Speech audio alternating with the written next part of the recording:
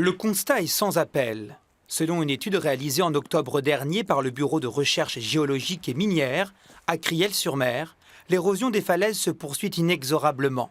Le maire en est le premier témoin. Elle recule de 10 à 30 cm par an. C'est une moyenne. On peut avoir très localement un recul plus important, 5 mètres, 10 mètres, on ne sait pas où ni quand.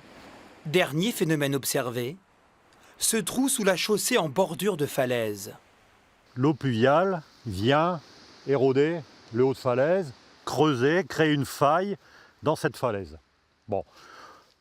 Il y a une structure en béton, fort heureusement, qui maintient cette partie de route, qui, je le rappelle, en fonction de l'arrêté municipal, va être interdite très prochainement à toute circulation, automobile, cycliste, piéton. Des portions de l'avenue Louis-Martin seront donc fermées à partir de début janvier. 5 ans après des premières restrictions sur la rue Chevington, située face à la mer, d'autres parties de cet axe seront interdites aux véhicules de plus de 3,5 tonnes. Des déviations sont mises en place comme ici, rue Louise. À quelques dizaines de mètres de la falaise, ce couple vit dans cette maison depuis 18 ans. Si leur demeure n'est pas en péril, ils s'inquiètent de l'augmentation du trafic. Ça m'embête un peu. On était tranquille ici. On l'empêchera pas dans la nature. Hein. Mais bon, pour nous, la rue serait carrément fermée, ça ferait plus de problème. Le maire en appelle à la responsabilité des citoyens.